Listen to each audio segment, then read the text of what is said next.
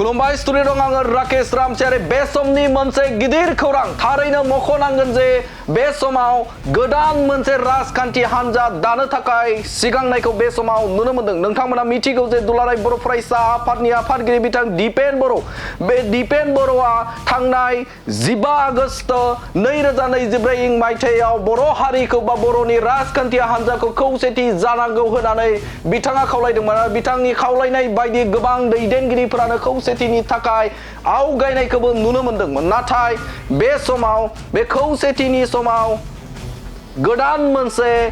राजखान्थियारि आफाद दानो थाखाय खौरांनिफ्राय बा सुलुंनिफ्राय जोङो मोनथिनो मोन्दों। थारैनो बे समाव जाय समाव बर' हारि आरो ओनसोलाव अलखद सोमजिदों गिदिर गिदिर राजखान्थि हान्जा, बे राजखान्थि हान्जाफोरा फिसा फिसा राजखान्थि हान्जाफोरखौ बे समाव फोजोबस्रांनायनि माखासे पलिसि सोलिबाय दङ। नाथाय बे समावनो फिन आरोबाव बिटिआर ओनसोलावनो गावस्रानाय राजखान्थि गेलेनो थाखाय बा राजखान्थियारि दोलो फिन आरोबाव गायसननो थाखाय सिगांनायखौ बे समाव नुनो मोन्दों। जाय समाव दुलाराय बर' फरायसा आफादनि आफादगिरि दिपेन बर' बे दिपेन बर'आ गोबां बर' हारिनि राजखान्थियारि दैदेनगिरिफोर बै दैदेनगिरिफोरखौ खौसे जानानै मोनसे राजखान्थि हान्जायाव थानानै खामानि मावनो थाखाय खावलायदों। नाथाय बे खावलायसेयावबो फिन आरोबाव सानैसो दैदेनगिरिफोरा जाय दैदेनगिरिफोरा फिन आरोबाव मोनसे गोदानै राजखान्थि हान्जा दानो थाखाय सिगांनायखौ बे समाव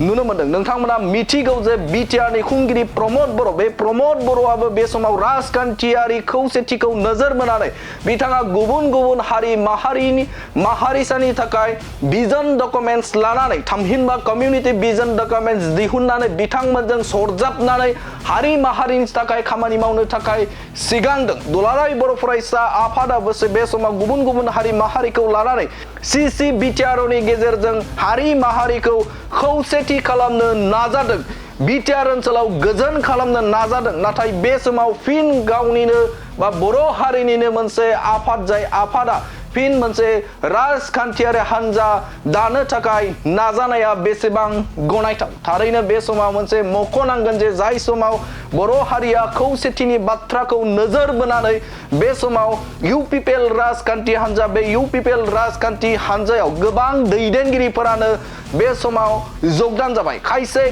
बिपिएफ राजखान्थि हान्जानि दैदेनगिरिफोर बे दैदेनगिरिफोरा इउपिपिएल राजखान्थि हान्जायाव थांनानै गोरोबहैबाय बिथांमोना खौसेथिखौ लुबैनानै। नाथाय बे समावनो फिन आरोबाव एक्स एनडिबि पारुलनि मोनसे गोख्रों बिथांखि थामहिनबा बिथांमोननि साननाय जे बिथांमोना फिन आरोबाव बिटिआर ओनसोलनि थाखाय मोनसे राजखान्थियारिनि गोनांथि दं होननानै बिथांमोना राजखान्थियारि आफाद दानो थाखाय आवगायनायखौ बे समाव नुनो मोन्दों। बरबरियाव मोनसे हाबाफारिनि गेजेरजों बे बाथ्राया सोराङाव फैदों जे बिथांमोना फिन आरोबाव राजखान्थियारि हान्जा दानायनि थाखाय आवगायनायखौ बे समाव मोनथिनो मोन्दों। आरो बे हाबाफारियावनो बाहागो लानायखौ नुनो मोन्दों बिपिएफ राजखान्थि हान्जायाव थानानै बिथां अनजलि दैमारि, जाय अनजलि दैमारिखौ नोंथांमोना मिथिगौ जे बिथाङा बिपिएफ राजखान्थि हान्जानि सासे नेहाथारि आरो बिथाङा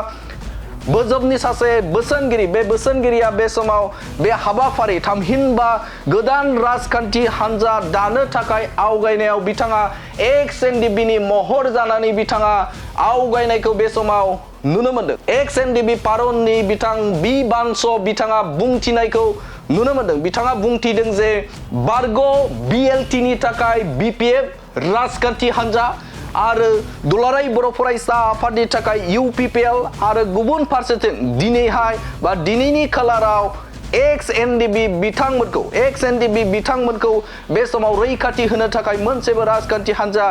गैया होननानै बाथ्रा बुंदों। गिबियावनो बे बाथ्राखौ खोनासंगोन। आरो दिनै जों बुजि मोनदों जारिमिनखौ नायफाफिननानै जोङो रोखायै बुंनो हायो 2003 मायथाइयाव बेलटिया बिटिसि सुक्ति खालामबाय। सुक्तिनि उनाव बेलटिया जोब्बाय, बेलटिया थैबाय, बेलटिनि गोथै सहआव बिपिएफआ जोनोम मोनबाय। जायनि थाखाय दिनै बिपिएफखौ कन्टिनिउ बेलटिफोरा दैदेननो हादों। दिनै एनडिबिआ 30 बोसोर नांबाय। जोंबो थांनाय 2020 मायथाइनि 23 जानुवारियाव गोरोबथा खालामबाय। नाथाय जोङो थैबाय, जोङो जोब्बाय। दिनै एनडिबिआ जोबखांनायनि उनाव जेबो दिनै जोंहा मावनो थाखाय बिदि प्लेटफर्म गैया। नाथाय मोनसे सोंथि जाखाङो जे बे समाव बिथां बानस'आ बुंनाय बायदि जे एक्स बिएलटिनि थाखाय बे समाव BPF राजखान्थि हान्जा एबसुनि थाखाय UPPL राजखान्थि हान्जा नाथाय XNDB खौ बा बिथांमोननि जारिमिनखौ फोथांना लाखिनो थाखाय बे समाव मोनसेबो राजखान्थि हान्जा गैया होननानै बाथ्रा बुंथिदों बिथां XNDB पारुननि बिथां बि बानस बिथाङा नाथाय बे समाव गिदिर सोंथि जाखाङो बे समाव BPF राजखान्थि हान्जा बे BPF राजखान्थि हान्जायावबो गोबां NDB नि गोबां दैदेनगिरिफोर बे दैदेनगिरिफोरा बिथांमोना बे समाव BPF राजखान्थि हान्जानि सोरबा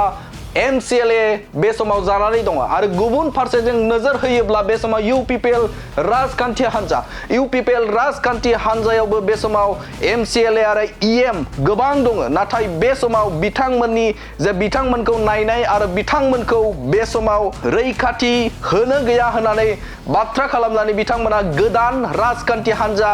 दानो नागिरनायनि आन्दोआव मा दं बेखौ फैबाय थानाय समावसो मोनथिगोन नाथाय बेयाव गोख्रों सोंथि जाखाङो जे बे समाव बर' हारियाव खौसेथिनि बार बारबाय थानाय समावनो बेफोरबायदि गोदान मोनसे राजखान्थि हान्जा दानो नागिरनाया बेसेबां गनायजाथाव मानोना बे समाव राजखान्थि हान्जाखौ दानो हानाय मोन्थाया बयहाबो दं नाथाय बे समाव गिदिर राजखान्थि हान्जाया फिसा राजखान्थि हान्जाखौ फोजोबस्रांनो नागिरनाय समावनो बेफोरबायदि बिटिआर ओनसोलाव मोनफानि उनाव मोनफा जे थामथि राजखान्थियारि हान्जा थामहिनबा बे समाव गोदानै आरोबाव राजखान्थियारि जोनोम होनाय बे जोनोम होनाया फिन आरोबाव लोरबां खालामगोन नामा BPF राजखान्थि हान्जा UPPL राजखान्थि हान्जा आरो बे समाव थोंजों एबा खेंसालियै मिरुनि जे राजखान्थि हान्जा गिदिर पलिटिकेल हान्जाखौ बे समाव बिटिआर ओनसोलाव लाबोनायनि थाखाय मोनसे सोलो सोरजिदों नामा बे मोनसे गिदिर सोंथि मानोना बे समाव मोनसे सोंथि जाखाङो जाय समाव BPF राजखान्थि हान्जा थाखादों आरो बेनि अनगायैबो UPPL राजखान्थि हान्जा दंखायो आरो बेवहाय XNDB नि गोबां दैदेनगिरिफोरानो बेवहाय थानानै खामानि मावबाय दङ बेवहाय थानानै गोबां MCLA EM जानानै दं डिपुटि चिफ जानानै दं आरो बेफोरबायदि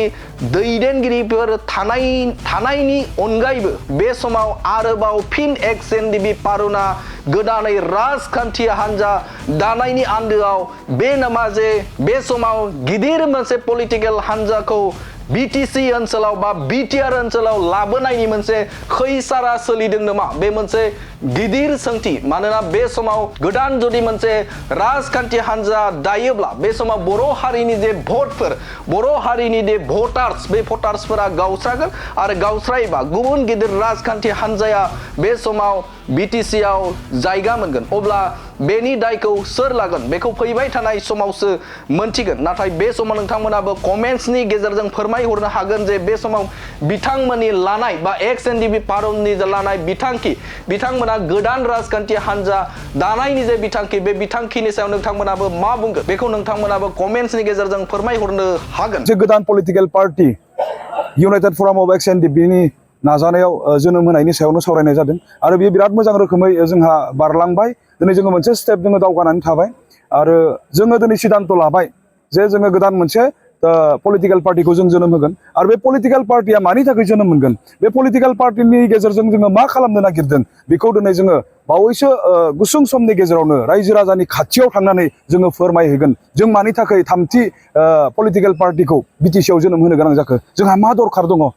दिनै NDB आ 34 बोसोर हाथियारनि संग्राम खालामखांनायनि उनाव गोदानै पलिटिकेल पार्टी मानो दिनै जों जोनोम होनो गोनां जादों बिनि सायाव जोङो गोबां बिबुंथिफोरखौ लादों जोंनि मेलेमजिबि सुबुंफोरा जोंखौ सुबुरनफोर होदों आरो दिनै जों बुजि मोनदों जारिमिनखौ नायफाफिननानै जोङो रोखायै बुंनो हायो 2003 मायथाइयाव बेलटिया BTC सुक्ति खालामबाय सुक्तिनि उनाव बेलटिया जोब्बाय बेलटिया थैबाय बेलटिनि गोथै सह'आव BPF आ जोनोम मोनबाय जायनि थाखाय दिनै BPF खौ कन्टिनिउ बेलटिफोरा दैदेननो हादों दिनै NDB आ 34 बोसोर नांबाय जोंबो थांनाय 2020 मायथाइनि 27 जानुवारियाव गोरोबथा खालामबाय नाथाय जोङो थैबाय जोङो जोब्बाय दिनै NDB आ जोबखांनायनि उनाव जेबो दिनै जोंहा